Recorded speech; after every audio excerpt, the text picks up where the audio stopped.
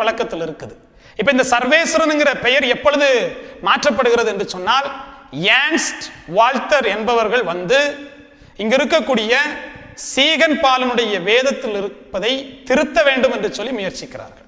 பல திருத்தங்களை இவங்க ஏற்படுத்துறாங்க. இவங்க செஞ்ச முக்கியமான திருத்தத்தில் ஒண்ணுதான் சர்வேஸ்வரன் என்கிற பெயரை பராபரன் என்று சொல்லி மாற்றியது. 1758 இவர்கள் செய்த திருத்த பெற்ற அந்த நூல் வெளிவருகிறது.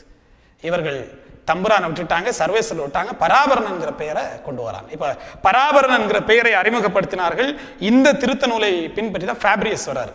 ஃபேப்ரியஸுடைய திருத்தம் ஏற்படுது. இவரும் இந்த பராபரங்கிற பெயரையே ஏத்துக்கிட்டாரு. இந்த ஃபேப்ரியஸ் என்பவர் தான் முதலாக கர்த்தர் என்கிற சொல்லாடலை வேதத்தில் உபயோகித்தவர். நம்ம நீ கர்த்தர்னு சொல்றோம்ல, இதை கொண்டு வந்தது ஃபேப்ரியஸுடைய திருத்தத்தில் தான் நடந்துச்சு. இவர் இந்த கர்த்தருங்கிற வார்த்தைக்கே எங்கேருந்து எடுத்தார் அப்படின்னு பார்த்தீங்கன்னா, சமஸ்கிருத சொல்லான கிரி அப்படிங்கக்கூடிய வார்த்தையில இருந்து எடுக்கிறாரு. இப்போ இந்த ஃபேப்ரியஸும் என்ன பண்றாரு, சீகன் பால் திருத்தி வச்சிருக்கிறாரு. அதை தான் மறுபடி திருத்துறாரு. எப்படி ஏர்ன்ஸ்ட் வால்டர் பண்ணாங்களோ அதே மாதிரி ஃபேப்ரியஸும் பண்றாரு.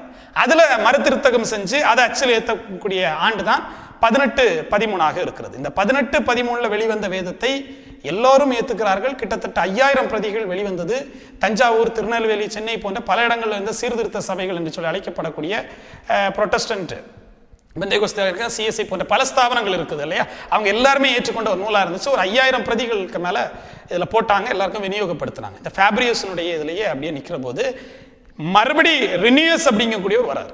ஃபேப்ரியஸனுடைய மொழிபெயர்ப்பு ஒரு பக்கம் இருக்கு, 5000 பிரதி போடப்பட்டுடுச்சு, பலருக்கு விநியோகப்பட்டுடுச்சு. இதுல பராபரன் என்கிற பெயர் இருக்கு. இந்த காலகட்டம் தான் பராபரன் மாலை என்கிற ஒரு நூல் கூட வெளிவரும். அப்ப இறைவனுடைய பெயர் எல்லாமே பராபரன் அப்படின்னு தான் இருந்துச்சு. இப்போ ரெனியஸ் அப்படிங்கிறவர் வராரு. இந்த ரெனியஸ் என்ன சொல்றாரு அப்படின்னு பாத்தீங்கன்னா, இவர் கிரேக்கம் தெரிஞ்சவர்.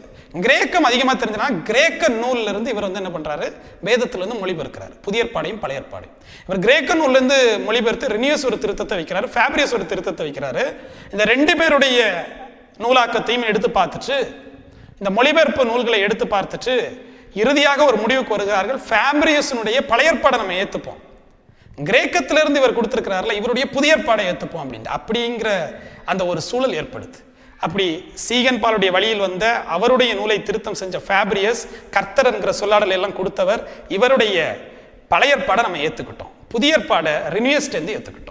இப்போ இந்த ரினியூஸ் திருத்தமும் தன்னுடைய புதிய ஏற்பாடும் பழைய ஏற்பாடும் இணைந்து ஒரு வேதாகமம் படைக்கப்படுகிறது 1840.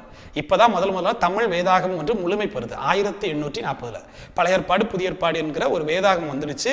இதுல பழைய ஏற்பாடு என்பது எபிரேயத்தை மூலமாக கொண்டது, ரினியூஸ் மூலமாக கிரேக்கத்தை மூலமாக கொண்டிருக்கக்கூடிய இந்த புதிய ஏற்பாடு என்று சொல்லி தான் இன்று வரைக்கும் எபிரேய கிரேக்க பாஷையிலிருந்து மொழிபெயர்க்கப்பட்டது.